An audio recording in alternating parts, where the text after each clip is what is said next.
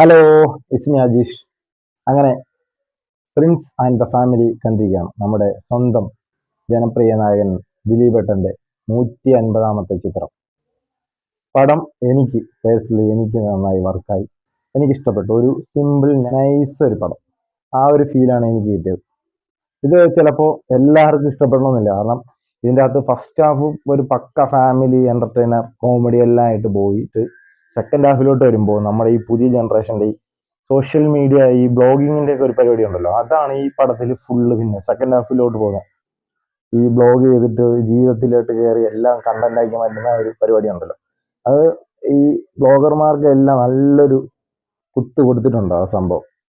കൂടുതലായിട്ട് ഞാൻ പറയുന്നില്ല, നിങ്ങൾ കണ്ട് മനസ്സിലാക്കണം എന്താ സംഭവം എന്ന്. പടം എനിക്കിഷ്ടപ്പെട്ടു. നല്ലൊരു ഫീൽ, നല്ല കുറേ കോമഡീസ് ഒക്കെ ഉണ്ട്. എനിക്ക് ഒരുപാട് കോമഡീസ് എല്ലാം വർക്കൗട്ടായി.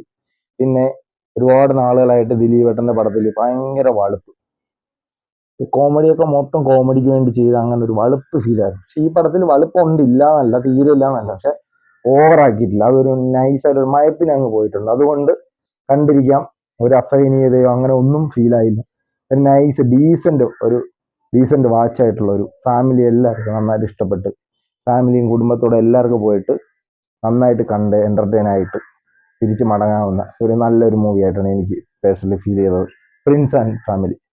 ഇതിൽ ധ്യാൻ ശ്രീനിവാസ് അങ്ങനെ ഒരുപാട് പേരുണ്ട്. ദിലീപിന്റെ അനിയനായിട്ടാണ്.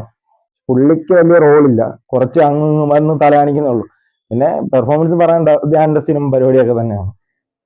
അങ്ങനെയാണ് പടം പോകുന്നത്. സിദ്ദീഖ് നല്ല കുറെ കോമഡീസും കാര്യങ്ങളെല്ലാം ഉണ്ടായിരുന്നു.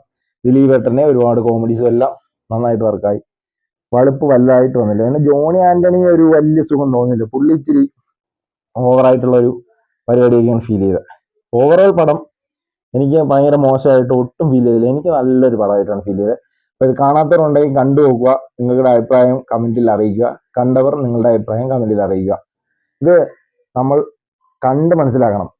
പല അഭിപ്രായങ്ങൾ കേട്ടിട്ട് നമ്മൾ കാണാതിരിക്കുകയല്ല ചെയ്യാനുള്ളത്. എല്ലാ പടവും നമ്മൾ കണ്ടു നോക്കണം.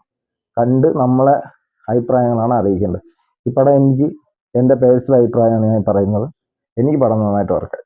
ഒരുപാട് നാളിന് ശേഷം ദിലീപേട്ടൻ്റെ ഒരു നല്ലൊരു പടം കണ്ടു. അപ്പോൾ അത്രേ ഉള്ളൂ. Prince and the family.